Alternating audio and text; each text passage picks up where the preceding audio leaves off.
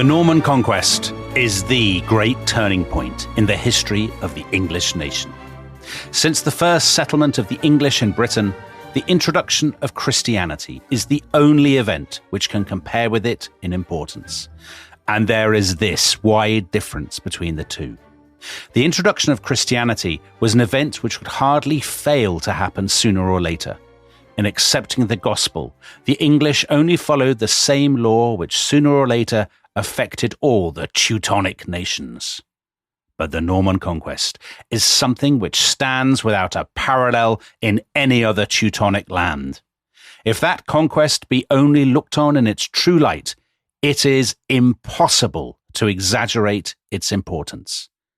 And yet, there is no event whose true nature has been more commonly and more utterly mistaken. So that was Edward Augustus Freeman, who is the Regius Professor of History at Oxford University. And this is the opening of his gargantuan 6-volume history of the Norman Conquest, which was commissioned to mark its 800th anniversary, the 800th anniversary of the Battle of Hastings. And it was published, it took him 13 years to publish it, between 1867 and 1879. And Tom, finally, in the rest is history, we come to the greatest narrative of English history. And at its centre is the most famous year in our history. It's the astonishingly thrilling and unpredictable events of 1066. Yes, a year, as you said, of unbelievable drama. And as Edward Augustus Freeman said, a year that is perhaps the decisive dividing line in English history. And the drama revolves, I suppose, at its most basic around 3 men, doesn't it? Yeah. So you have the King of England, who comes to the throne on the 5th of January, 1066, Harold Godwinson. And over the course of 1066, he fights 2 great battles against invaders who are aiming to topple him from his throne. And the first of these invaders, Harold Hardrada, the hard ruler, the King of Norway, he fails in his attempt. But the second invader, William, the Duke of Normandy, succeeds. And Harold perishes in this great battle fought outside Hastings. I would say the most decisive battle in not just English, but British history. Yeah. He is then crowned king on Christmas Day in 1066, and he establishes Norman rule permanently over a conquered people. So, Tom, we're going to get into this story in tremendous and thrilling detail in the weeks that follow. But first of all, you said British history. So obviously this happens in England, but it's enormously significant in the long run for Wales and for Scotland, but also for Ireland too. Am I right? Absolutely, because Norman rule ends up being established over all those parts of the British Isles. Yeah. And I would say that the impact of the Battle of Hastings and the Norman Conquest reverberates, far beyond our islands, to go all Churchillian. Yeah, because we have a lot of overseas listeners in Australia, in the United States, whatever, and they might be saying, well, who cares who rules England? Why is that a big deal for me? I mean, the answer is given as a joke in probably the most famous comic version of English history ever written, 1066 and all that. And the title is very striking. I mean, the assumption that 1066 is what English history is all about. So it's written in 1930 when the British Empire was still very much a going concern. And the authors of that book are trying to explain why the Norman Conquest matters. And they say the Norman Conquest was a good thing, as from this time onwards, England stopped being conquered and thus was able to become top nation.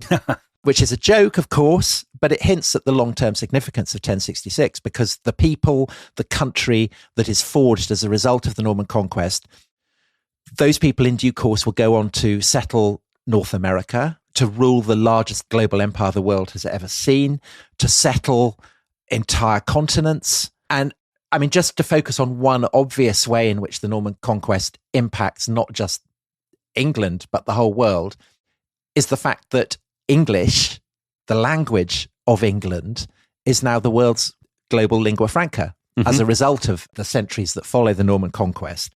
And that's why people in Australia or New Zealand or America will be listening to this and understanding it. And the language that we are speaking is one that bears massive witness to the fusion of Old English and French. And not just that, but also the Norse element too, right? All those three people, Harold Hardrada, Harold Godwinson, and William of Normandy, are all reflected in the words we're using. Absolutely. So that's why I think that, this reverberates far beyond this kind of let's be honest, in the 11th century is a fairly unimportant kind of corner of the Eurasian landmass. It's not even part of the Eurasian landmass. He hates Britain. That is shocking. I don't, because as I've been saying, great things await. But I do think that this is a story that really matters. And it's a story that, like the French Revolution, we did one episode on the French Revolution and we've expanded it.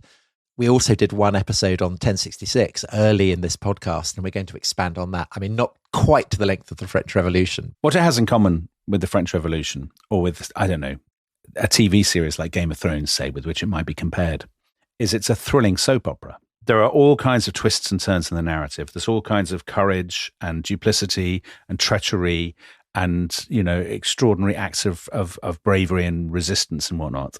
But at the center of it are these three fantastic characters. Yeah. And all three are warlords, and each of them stands for, I guess, in the public imagination, a wider kind of civilization, I guess. So the Saxons, the Norse, and the Normans. Yeah, so Harold is often called the last English king. Whether he is, we'll look at in due course. But he's indisputably the king of a very distinctive, sophisticated, and ultimately doomed kind of civilization, that of Anglo-Saxon England. Harold Hardrada, who's probably the most famous warrior of his day, is likewise the last embodiment of an order that is starting to fade, and that's the Viking world. Yeah. And William, the Duke of Normandy, he himself has Viking ancestry, but he's also the embodiment of a kind of great revolution in the affairs of Christendom, probably Europe's first. And in that sense, he is the face of the future. Far be it from me to disagree with Regent's Professor of History at Oxford. But I think Freeman is wrong in saying that England would have carried on as it had done had the Norman Conquest not happened.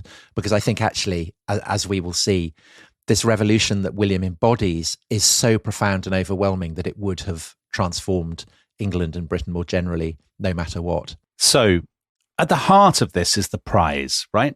Like the Iron Throne in Game of Thrones, the prize is England. And you mentioned, who should care about England? It's on the edge of Eurasia, or all this kind of thing. But actually, the really important thing that listeners should get into their heads is that England is such a prize because it's an incredibly precocious nation state that is peaceful, well-run, and crucially rich. That's what makes it so tempting for overseas predators.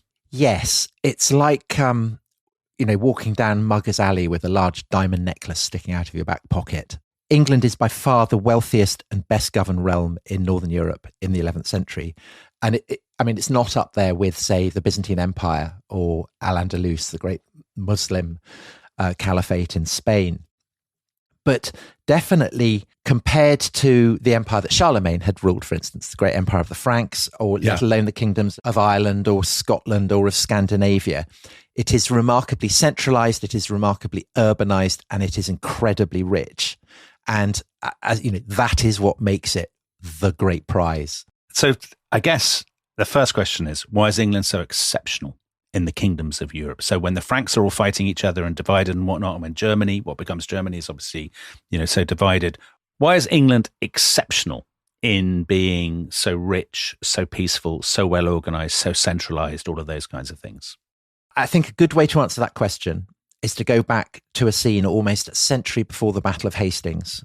And this is the coronation of Edgar in the year 973 in what had been the Roman city of Bath. And Edgar rules as a descendant of a man called Cerdic, who was the legendary founder of a Saxon kingdom in the south of England, the West Saxons, so the kingdom of Wessex. And the line of kings that descend from him all the way down from the first arrival of the Angles and the Saxons in England, all the way down to Edgar in the 10th century, they're called the Cerdicingas.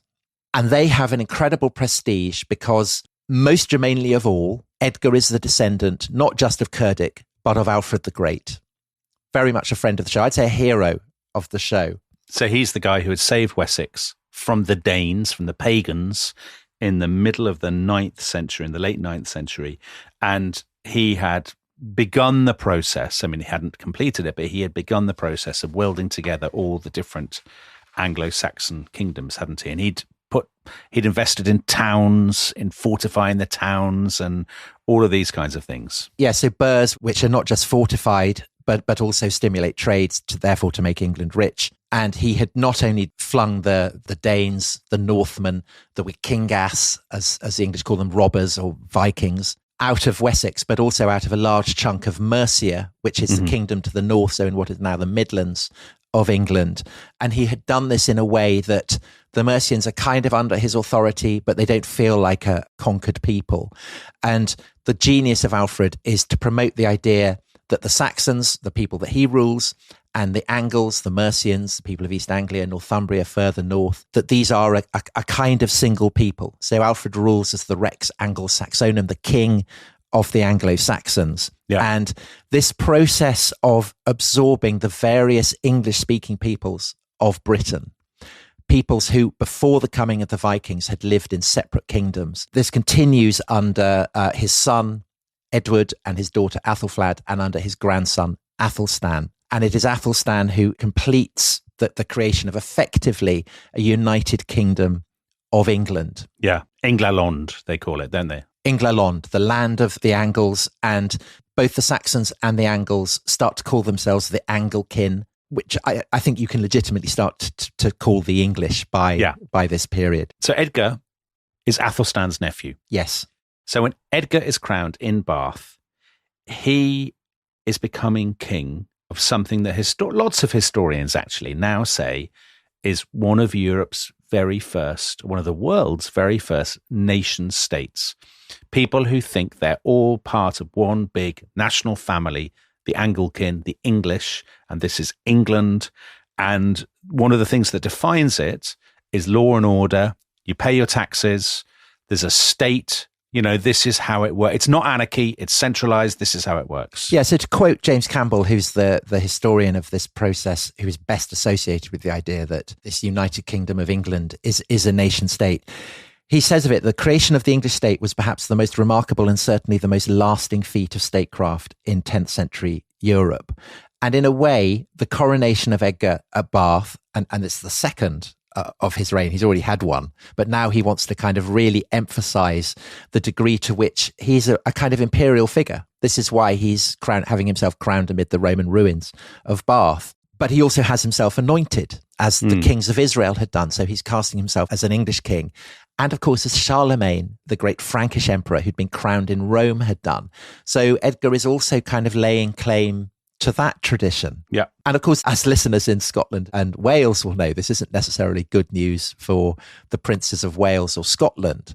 And in fact, Edgar's next stunt after his coronation in Bath is to have himself rowed down the River Dee by various kind of princelings that he summoned, Welsh princelings. I think that's completely reasonable. I have to say, for the people who wonder how the rest of history works, I will just say that while Tom has been talking about the unique, exceptional wealth, centralization, sophistication of England, he's actually been trolled by our producer, Theo, who's writing in the chat, looking forward to the French invasion, which is poor from you, Theo. Well, is it French? I mean, this is something that we will be discussing. So Theo's trying to throw Tom off piste. I know he won't, because I know, Tom, you want to talk about Edgar. Now, Edgar is always known as Edgar the Peaceable, which makes him sound like he's a lovely guy, likes flower arranging and watercolors. But in reality, people call him Edgar the Peaceable because if you step out of line, he will probably blind and scalp you. Is that right? Yes, he absolutely will. And he will inflict punishment on entire counties. So in 969, some merchants from York are kidnapped by robbers in Kent. And Edgar's response to this is to ravage the entire county. And ravaging is going to be a theme of this series. And it essentially means you lay waste to everything. Yeah. I think people generally like ravaging in history podcasts. So, time will tell. And Dominic, they like Law and Order, don't they? They do like both. And I like Law and Order a lot. So Edgar's your kind of guy. He's absolutely the kind of guy that in my previous incarnation as a newspaper columnist, I would have very much applauded. You'd been all over him. Yeah, I'd have been all over him like a rash. Sincere policies for a happier England. Yeah. So that's one aspect of Edgar's reign. But the other, you talked about the internal stability. I mean, it's tribute to the remarkable feat of Alfred and his heirs that they have been able to foster a kind of unitary national identity that is shared by peoples of the formerly independent kingdoms of Wessex, East Anglia, Mercia, Northumbria. And the way in which the Cerdic-Ingas, the kings who descend from the line of Cerdic, have been able to do that is because they have, as partners in their great project, a unitary church. So you can have Northumbrian saints being celebrated in Wessex and vice versa. You have kind of a common language. They're very kind of strong regional variants, but essentially people can kind of understand, you know, if you're from Devon, you can probably just about understand someone from Northumbria. And perhaps most crucially of all, there is a single currency. So there is a kingdom-wide uniformity of design, and these coins are under the firm control of royal moneyers. So no one else is allowed to mint coins. And Edgar issues a formal decree. One coinage shall be current throughout all the king's realm, and no one shall refuse it. And there is a massive contrast here with what is happening on the continent, where basically everyone is issuing coins. Bishops, princes, dukes, counts, whatever. They're all kind of at it. So to put Theo back in his box, this is a brilliant example of the contrast between what's happening in England and what is happening in what's now France. On the one hand, you have centralization, bureaucracy, and uniformity. And on the other, you have a sort of gibbering chaos, all kinds of nonsense. Yes. Exactly. However, the great threat to any realm is a succession crisis, is the death of a king. And when Edgar dies, he dies in 975. And so the question is, what's going to happen next? And what is worse, if you're living in the medieval period, the one thing you don't want to see is a comet. No.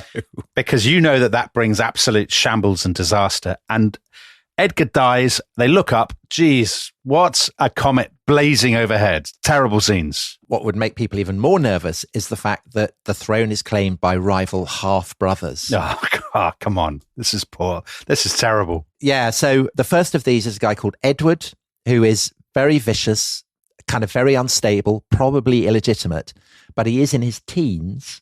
Okay. The second one is a young boy called Æthelred, who is the son of the anointed queen, so the queen who had sat beside Edgar at the great coronation in Bath. And this is the lady Alfreda. She's very powerful, she's very ambitious, and so very keen to see her son Æthelred on the throne. But the problem is, Æthelred is only 7. And the monarchy is elective, and the Witan, who is the kind of the assembly of the great men, the great thanes and ealdormen, who are the kind of the guys who rule over the individual counties in England, they meet up and they decide that Edward should become king. The illegitimate guy, the teenager. Yeah, the unstable one. So Alfreda, the queen, is very cross and she retires, or does she? Because in 978, so that's 3 years after Edward has ascended to the throne, Alfreda is holidaying near the town of Corfe on the Dorset coast on the south of England. And Edward goes hunting near there. And he's riding through the forest, kind of blowing on his horn. And suddenly, a group of armed men step out of the undergrowth, confront him, surround him. They seize him by his right arm. They break it. Another guy pulls out a dagger, stabs it into the side of the king. Edward, by this point, dying. You know, his horse goes galloping away. His foot gets caught in the stirrup. He's kind of dragged, you know, his head smashing on rocks as he goes along, dragged away through brambles and undergrowth. And the assassins follow him, get hold of his corpse and throw it into a bog. So now this means that the other bloke, Æthelred, ready or not, is going to become king. But he's only 10. And what's worse, they're consecrating him as king, and it's at this point that people see a bloody cloud. I mean, that's literally what they call it, a bloody cloud. So this is in the Anglo-Saxon Chronicle, so it must be true. It must be true. Many times in the likeness of flames, and it appeared most of all at midnight, and it was formed of various beams, and then when it became day, it glided away. I mean, that's a terrible portent, isn't it? But the amazing thing is, despite this, the kingdom does not fall to pieces. And actually, the fact that Edward's murder is seen as something utterly shocking, which it is kind of evidence, I think, of just how habituated people in England by this point had become to the rule of the law. In fact, James Campbell points out that Edward was the first man of high blood to have perished as a result of civil strife among the English for more than 50 years. So that's a very, very kind of striking statistic. Yeah. And Æthelred, even though he's 10, he has lots of good people and indeed a very effective woman behind him. Mm-hmm. So Alfreda, his mother, she's very, very shrewd political operator. Whether she was behind the murder or not, very much up for grabs. She's on holiday there by coincidence. Who knows? But definitely she plays a good hand. So she makes sure that Edward's followers are given their share of kind of honours and all that kind of stuff. Edward's own body is treated with great respect. It's pulled out of the bog, put in a tomb, and visitors to the tomb start to report incredible miracles. And in due course, Edward will come to be known as Edward the Martyr.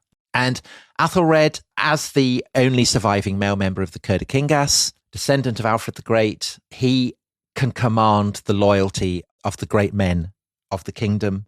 And he is raised by his advisors, by his mother, to respect his heritage and to appreciate all the resources that he can command as the King of England. So a big spoiler alert, he ends up having a very, very bad reputation as a King of England. And some scholars think this is incredibly unfair.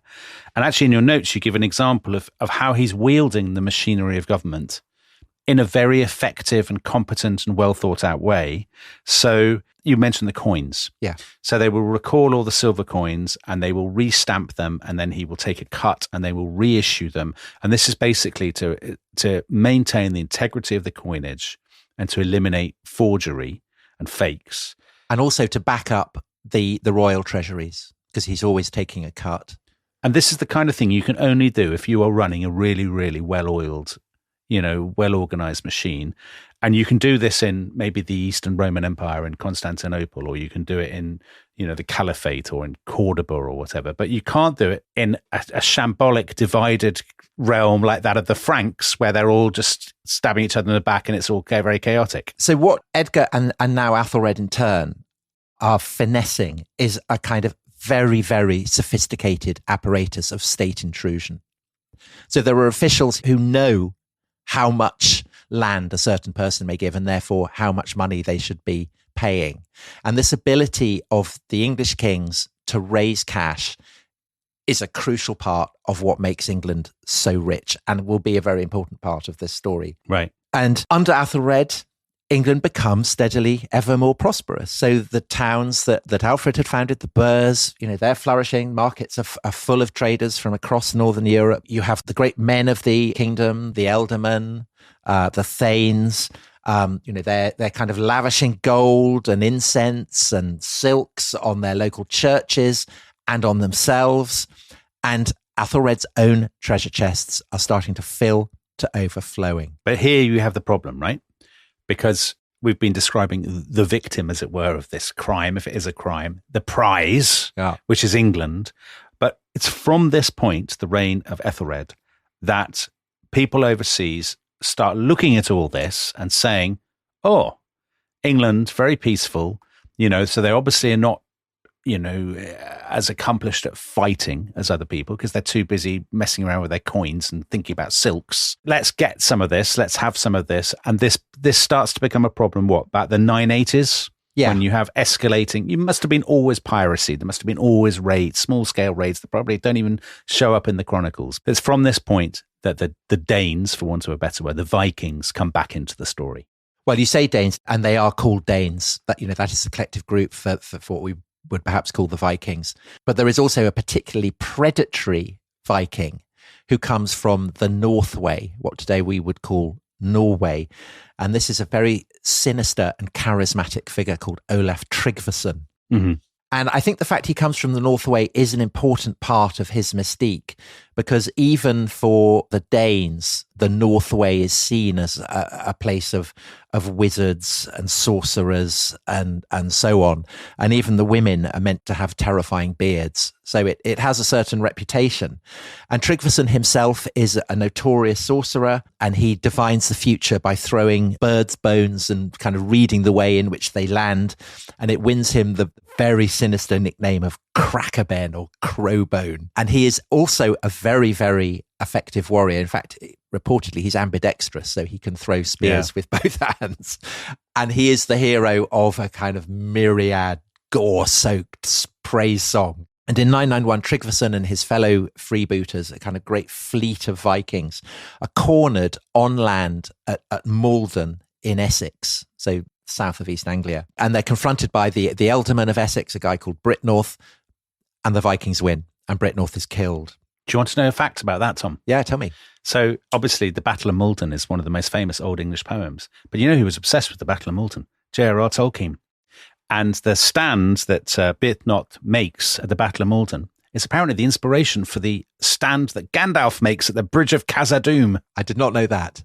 Isn't that a good fact? I mean, that kind of Tolkien-esque quality of glamour and magic and tragedy, it does hang over this story.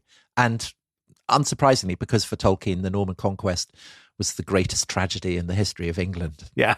And he wanted to write Lord of the Rings to give the English back the mythology that he thought they had lost as a result of the conquest. Æthelred, not a kind of Tolkien-esque hero, really. He decides that the best way to deal with this crisis is to buy the Vikings off. And so he uses his state apparatus to raise £10,000 worth of taxes, which inevitably comes to be called the Danegeld, the gold that is being paid to the Danes. And equally inevitably, in 994, Olaf Tryggvason is back for more. And this time, he doesn't just hover the coast. He leads an assault directly on London. It gets beaten back, but he then goes on a kind of great ravaging raid across the heartlands of Wessex.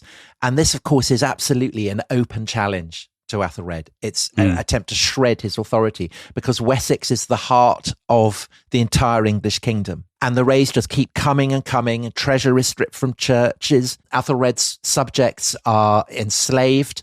And this is a hideous experience, both for men and women. So we have an account by a poet who exults over a rival who had been abducted by slavers. And he describes how this rival of his was subjected to insults and urinated upon, and then stripped naked, forced by the Vikings to perform the sexual service of a wife.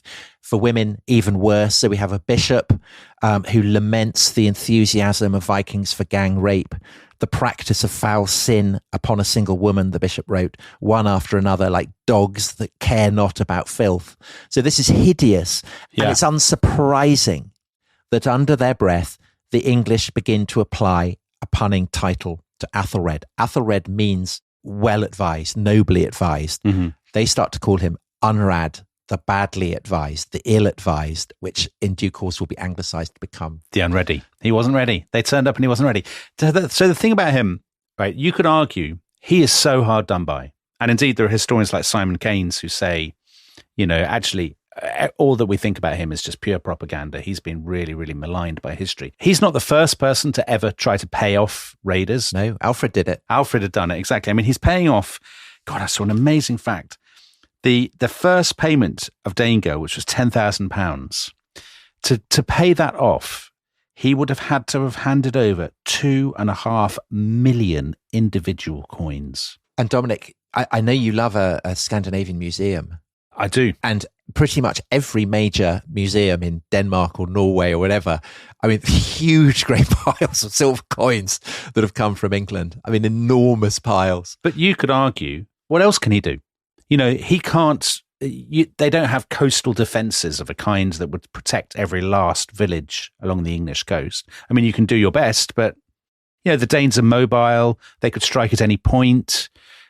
Maybe paying them off is actually the more sensible thing. Well, and also, Æthelred has a problem that Alfred did not. And that is the fact that Tryggvason and his fellow Vikings, when they plunder their loot or get the Danegeld or take their slaves, they don't have to sail back directly to Scandinavia, because there are welcoming ports and markets much closer to England, just across the Channel. And these ports and these markets are in a realm so welcoming to the Northmen that it had even come to bear their name. And this is Normandy. Normandy. Every great drama needs terrible villains. And finally, we come to the villains of this story. We will take a break and then we will return with a man called Rollo. See you in a second. This episode is brought to you by Rocket Money. Tom, we often talk about how to organise our finances. I'm very conscious that I'm paying for a lot of mad subscriptions. And there's one thing that we've talked about often on this show. It's the thing that we probably hate more than any other, and it's a hidden fee. I would love to get my finances under control. There are all these things piling up on our bank statements, and I think I need to fix this problem. I need to sort this out and to stop this. I mean, my finances are so chaotic that I need this app. So I'll tell you what it is. It's called Rocket Money. It's a personal finance app that helps find and cancel your unwanted subscriptions. It monitors your spending and it helps to lower your bills so that you can grow your savings. With Rocket Money, you can track all of your subscriptions and you can easily cancel within the app with just a few taps, saving you time, avoiding charges. And you can also set budgets and goals and get personalized insights and regular reports to track how you're doing. They will even send you real-time alerts for large transactions, upcoming bills, refunds, and even low balances. So let Rocket Money help you reach your financial goals faster. Join at rocketmoney.com/ishistory. That's rocketmoney.com/ishistory. rocketmoney.com/ishistory.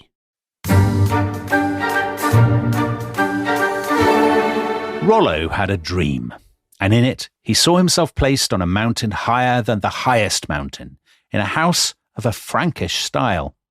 And on the summit of this mountain he saw a spring of sweet-smelling water flowing, and he washed himself in it and was cleansed by the water of leprosy. Then, around the base of the mountain, he saw many thousands of birds of different kinds and various colours, but all with red wings. And these birds went one after the other in perfect harmony to the spring on the mountain, and washed themselves in it. And when they'd all been anointed by the waters of the spring, the birds all flocked together, as though they were friends sharing food. And they carried twigs in their beaks, and worked as fast as they could to build nests.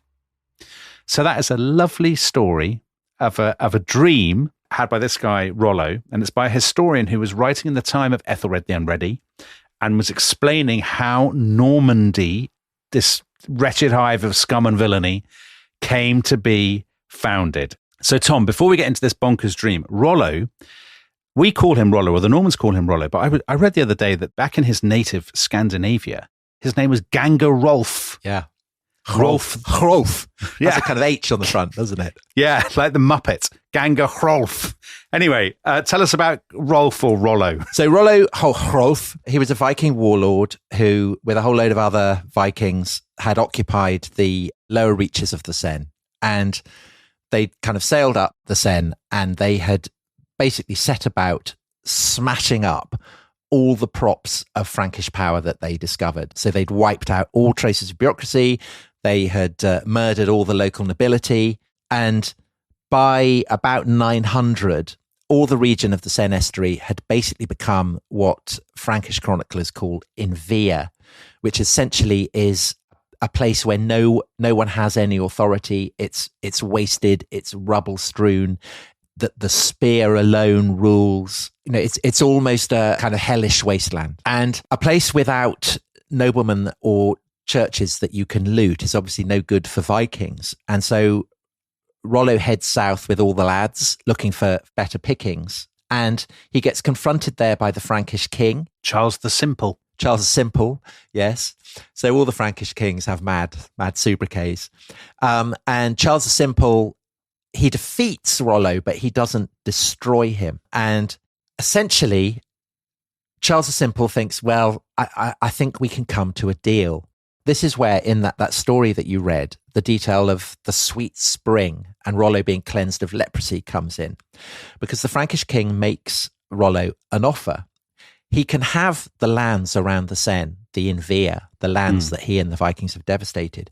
But in return, he has to be baptized. He has to accept Christ. And Rollo accepts. And in 912, he's baptized by the Bishop of Rouen. So Rouen is very much situated in this kind of dimension of Invia. And he's pretty much the only kind of symbol of Frankish authority that survived the onslaught of the Vikings. Do you want a nice fact about the ceremony? Yeah, go on. They had to queue up to kiss Charles the Simple's foot. Yeah, because he's in his stirrup, isn't he? He's on his horse. And Rollo said, I'm not going to kiss this bloke's foot. And he said in his stead, one of his thugs would do it instead. And this bloke went forward to kiss this king's foot. And then he jerked the foot up so quickly that Charles the Simple fell off the saddle and fell over backwards. And all the Vikings.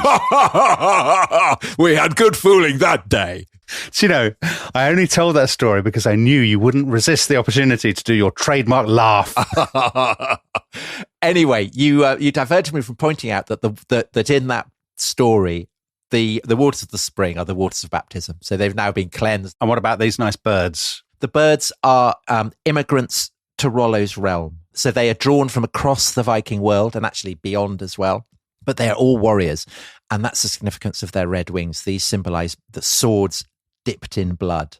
So one people fashioned out of a mixture of different ones. That's how they're described. This is the key thing, right, about the Normans. The thing that people always argue about. Are they Northmen? Hence the name, or as Theo, a producer, would say, and indeed lots of listeners to this podcast would say, actually, that Northmen stuff is all just English, sort of the English trying to make excuses, and actually these people are really French. Well, yes, I mean it's a fascinating topic and furiously debated, and the answer to that I think evolves over the course of time. So there is no question that a century after Rollo's baptism, this kind of lingering hint of the Viking endures in Normandy. So Rollo himself on his deathbed is supposed to have repented his baptism and to have ordered 100 Christian captives beheaded before him in honor of his native gods. That's like his last gesture on earth. So basically the baptism thing hasn't entirely worked out well there. Yeah. His son, the brilliantly named William Longsword,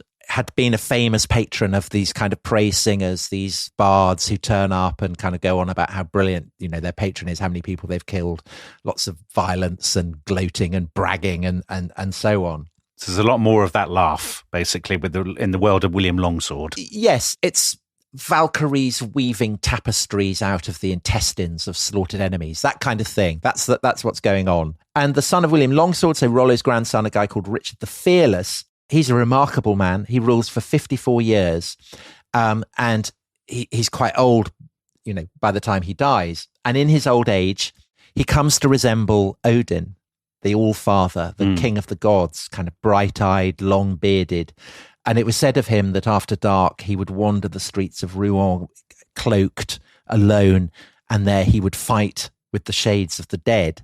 And so it's not surprising that he's called by his enemies the Lord of the Vikings. So much so that in 991, when Æthelred has complained to the Pope says, stop hosting Viking ships. And Richard says, okay, yeah, whatever. But he carries on hosting them. And on top of that, his wife is a Dane, meaning that his children are half Danish. And when he dies in 996, his tomb is not in a church, but a great earthen mound looking out to sea. So like something out of Beowulf. So it's not surprising that when Æthelred gets reports that these Viking ships with their English loot and captives are going to Norman ports, he's not surprised in the slightest. This is what he would expect. And yet there is another side to the story, which is that as time, as you said, as time has passed, these people have been slowly, dare I say, Frenchified. They've become a little bit more Christian over time. Is that fair? And Frankish. So the title that they are given is the Count of Rouen. That's a Latinate title. And again, you can see the way in which even their language is changing by the fact that Rollo's son is William. That is not a Viking name. And William is praised by a monk as a lover of peace and a lover and consoler of the poor and a defender of orphans and a protector of widows. Is that true? Well, those are lines that are written to commemorate his murder by the Count of Flanders. William had gone to meet the Count of Flanders under truce, and as a good Christian who had sworn an oath not to take a sword, he had assumed that the Count of Flanders would do the same. And poor old William ends up being cut down. So in a sense, he's proven himself more Christian than the Count of Flanders. And we mentioned Richard the Fearless, this guy who looks like Odin, kind of wandering around and fighting the dead. His son is also called Richard, and he becomes so admired for his piety that he is given the title Richard the Good. And he's a great founder of monasteries. He's a great patron of churches. He has excellent relations with the king of, let's call him the King of France by this point, West Francia. Yeah. This kind of realm that is evolving out of what had been the Empire of Charlemagne and kind of becoming the Kingdom of France. It won't be called France until much later, but I think we can call it France without too much risk of anachronism. And Richard the Good, he's a loyal ally of the French king, and I think he's kind of angling for a promotion. He's a bit bored of being the Count of Rouen. He started to call himself the Duke of Normandy, and he wants the French king and everyone else to kind of buy into this as well. And so you can see that the Viking and the Christian and the Frankish are all part of the mix. Yeah. And because you have this Christian element, there is actually something there for Æthelred to play with. Right, because could you not argue, if you're him, you could say, instead of just buying these people off year after year, or maybe trying to fight them, why don't I say to them, I don't know, a bit like the Romans with the Germanic tribes. Why don't you say to them, guys, why don't you just come and live here and you can police the coast for me? That's basically what Charles the Simple had done with the Normans. Well, I don't think he wants to do that because he can see that Normandy hasn't turned out brilliantly, but he doesn't want that. So it's actually an object lesson in what to avoid. Right. And also there are lots of Danes in England who've been settled there since the previous century. Yeah. And there is the suspicion that they are kind of helping out the Vikings when they come. A fifth column. So I don't think he wants to do that. But obviously one of the things he can do is to say to the Viking warlords, as well as giving them money, he could say, you could use this money to go off and found a Christian kingdom back in Scandinavia. Mm-hmm. And the person that he particularly works on is the most sinister and formidable of all his opponents, and that is Olaf Tryggvason. So the deal is he will give Olaf Tryggvason, even by the standards of the Danegeld, a massive amount of money. So he raises £16,000. I mean, that is an obscene amount of money. But in return, Tryggvason has to accept baptism at the hands of Athelstan, who will become his godfather. It's possible he has been baptized before, either in the Scilly Islands or in Denmark, but it is this great ceremony which is held in the heartlands of Wessex, which is the kind of the definitive entry of Olaf Tryggvason into the Christian people. And this policy, Æthelred's policy, his wheeze, works brilliantly. So Tryggvason, armed with this cash and baptized as a Christian, he becomes fired with the zeal of a true convert. He becomes convinced that Christ has personally chosen him to become king of the Northway and to bring his countrymen to baptism. And so he heads back home, kind of burning and looting and enslaving as he goes in the name of the Prince of Peace. And Æthelred, back in England, can breathe an enormous sigh of relief. He can start to look on Olaf Tryggvason almost as an ally, because when Olaf goes back to Norway, he does so accompanied by an English bishop. And when he arrives in Norway, he's got all this money behind him, so he can hire large numbers of followers who are attracted as well by the fame of his name. And he very rapidly topples the local strongman. The strongman runs away, ends up hiding in a pigsty, and there he is decapitated by his own thrall. Wow. So it is, yeah. That is the kind of fate that any great conqueror would wish on his rival. And Olaf Tryggvason, he sets about trying to convert Norway to Christianity. So he builds the first church in Norway, he founds Trondheim, and what he is doing, he's not just behaving as a Christian, but specifically as a Christian king. Right. Well, we'll get into this a little bit more when we do our episodes about Norway and about Harald Hardrada later on, and about how much is he motivated, as you said, by wanting to copy the Prince of Peace, and how much is he really thinking Christianity is the prestige religion? It means status, it means power, it means kingship, it means authority. Yeah. And, that's what I'm buying into. But just to go back to England. So there are Vikings left in English waters, aren't there? Because Æthelred has actually bought a large part of Olaf's army and possibly some of his fleet. So there are probably thousands of troops of Danes basically hanging around, and we will come to what happens to them. But also, I know this is absolute Tom Holland bingo. So, Yeah, let's go for it. So enjoy yourself. The millennium is coming, and people at this point, so we're at the end of the 10th century, people at this point start to think, well, when we get to the year 1000, that'd probably be the end of the world. So we should start making our dispositions accordingly. I'm not sure they quite think that. And it's further complicated by the fact that actually you're not allowed under, the rulings of the church fathers to speculate. You're not allowed. But you can sense, I think, in many things that English churchmen are writing, that there is a sense at the millennial anniversary of the birth of Christ that something is kind of looming. So back in 971, the Archbishop of York had warned in very stern tones, so veiled by secrecy is the end of days that no one in the entire world, no matter how holy, nor even anyone in heaven except the Lord alone, has ever known when it will come. So that's the standard Christian teaching. Don't speculate.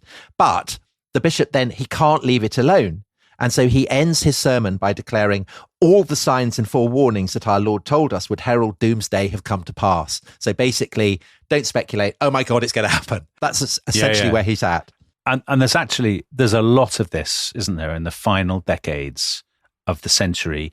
And, whether or not churchmen believe it, it's kind of irrelevant, because the person who definitely seems to have believed it, who maybe thinks, I've actually been appointed by fate, by God, to be the person who's in charge at this crucial moment in human history, in the history of the universe, is Æthelred himself.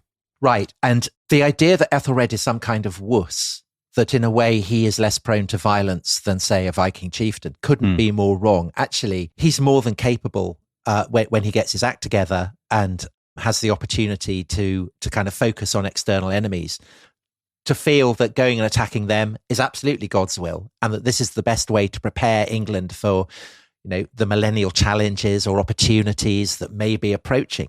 So in the year 1000 itself, he leads an expedition deep into Scotland, ravaging away just like a Viking might. And in the same year, he actually sends an expedition across the Channel to launch a raid on Normandy. And later Norman sources will say that this was beaten off. But I'm not convinced by that, because it certainly seems to have served Æthelred's purposes, which is essentially to intimidate the Count of Rouen, or the Duke of Normandy, whatever you want to call him, into behaving, into not being so welcoming to the pirates who've been preying on England. And the most striking evidence for this comes early in 1002, when Richard the Good, the Duke of Normandy, agrees to marry his sister, Emma, to Æthelred. And it is recorded in the Anglo-Saxon Chronicle, then in the spring, the lady, Richard's daughter, came to this land. And Emma, on her arrival, is given an English name, so Ælfgifu. We don't know how she felt about that, but we'll continue to call her Emma. Yeah. And she is anointed as queen. And Æthelred is the first English king to marry a foreign bride since the father of Alfred the Great. And it is a marker of his increasingly proactive and assertive exercise of policy. And the English people, looking at Æthelred, looking at the sister of the Duke of Normandy, Emma, sat beside him, they could start to feel that perhaps the worst is over, that actually perhaps what the millennium is bringing is the promise of a kind of universal and eternal age of peace, and that the wheat field of England's kingdom, and I use that metaphor pointedly, at last it's been secured against all the trampling of Viking feet and bloody flames and blight and storms and ruin, that at last the harvest time for England is come. Well, that sounds lovely. Now we'll come back to Emma in this series, because she is a massively interesting and important figure. It's a shame we don't actually know more about her inner life, because she's one of those women whose story kind of blazes across medieval history. However, I enjoyed your wheat field metaphor. Did you? You picked that up? I did pick that up, and I'm thinking, I can see where you're going with it. And I can see that Æthelred is also somebody who enjoys a wheat field metaphor, because he is going to develop this metaphor himself in an excitingly bloody way. So the wheat field, I think, to any devout Christian listening to that, would immediately have reminded them of Christ's words as recorded in the New Testament. So Æthelred undoubtedly is looking to the words of Christ for guidance, how he should rule as king. And Christ had said, "He who sows the good seed is the Son of Man. The field is the world, and the good seed means the sons of the kingdom. The weeds are the sons of the evil one, and the enemy who sowed them is the devil. The harvest is the close of the age, and the reapers are angels. Just as the weeds are gathered and burned with fire, so will it be at the close of the age. And so if it is the close of the age, if this is what the millennium portends, then does that mean that it is time to gather the weeds and consign them to flames? Get rid. Yeah. And so who might these weeds be? Well, so Tryggvason and his men have gone, but there are lots of other Northmen or Danes. So the English tend to call all the Northmen Danes as a collective. And these people are living openly in the towns of England. And many of these are recent arrivals, lots of them claiming to be merchants, but, can you be sure? Others are mercenaries, as you said, who've been employed by Æthelred himself. And they keep rebelling, don't they? So I had a look, they rebel in 997, 999, the year 1000. I mean, they are very disputatious and difficult because they are thugs, they're armed men. Right. And so how can Æthelred know what atrocities and rebellions they might not be plotting? And more than that, they're a fifth column. What if Viking raiders come back from overseas? Right. These are a standing danger. And so it is that Æthelred decides on a fateful, millennially tinged policy. So to quote him, his own words, "A decree was sent out by me with the counsel of my leading men and magnates to the effect that all the Danes who had sprung up in the island, sprouting like weeds among the wheat." So that absolutely nails it. This, Æthelred has that biblical verse in mind, were to be destroyed by a most just extermination, and this decree was to be put into effect even as far as death. So this is what sets the scene for the massacre of St. Brice's Day, which is on the 13th of November in the year 1002. I mean, the amazing thing about it, I guess, is that in a more disorganized state, it would not have been possible. But precisely because England is centralized, well-run, a well-oiled machine, Æthelred can send out his orders across the kingdom. We can't be sure how many people are killed, but to people across the kingdom, and to say, on such and such a day, you round up the Danes and kill them all? Well, what do you think, Tom? I mean, I think it's clear that the apparatus of the English state, very effective at raising taxes, is also very effective at organizing a pogrom. And there is undoubtedly a lot of slaughter. I mean, I think it's improbable that all the Danes in England are killed because there are so many of them, and the process of identifying who exactly is a Dane is also complex. But there's no question that those who are targeted for elimination are massacred with extreme prejudice. And we actually have archaeological evidence for this. So we're told that in Oxford, Danes are incinerated as they huddle together for protection in a church. And in 2008, archaeologists were excavating in the grounds of St. John's College in Oxford. And they found the skeletons of 37 young men and children who presumably were victims of this particular massacre. And it's likely hundreds perished. Yeah. And precisely because Æthelred's language is so overtly apocalyptic, this bloodshed must have seemed to everyone in England kind of freighted with ominous meaning. The sense that, if these are the weeds who've been planted by the devil, then Æthelred and the English must be engaged in a battle with satanic powers. Mm-hmm. And whether that's entirely reassurance, of course. I mean, the sense that Antichrist or whoever may be kind of lurking on the orders, that is something to worry about. But there is also another more pressing, less supernatural cause of worry, which is that the Danes back in Denmark, they have a king. And what's he going to make of it? And there is a report, it's very late, so not entirely reliable, but the fact that it comes to be reported, I think, points to the risk that Æthelred has taken. And this report is that one of the women who were killed in the massacre was a woman called Gunhilda, and that she was the sister of the King of Denmark. And, how is this going to go down across the waters of the North Sea?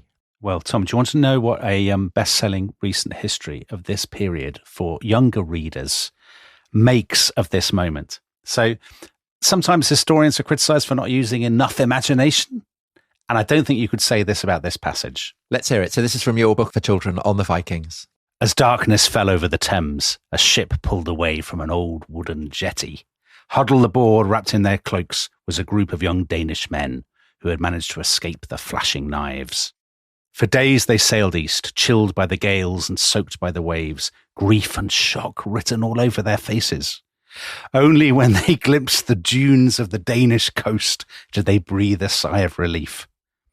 When they stood there in the hall of the king, panting out their dreadful story, he said nothing, but in his cold blue eyes there was only death.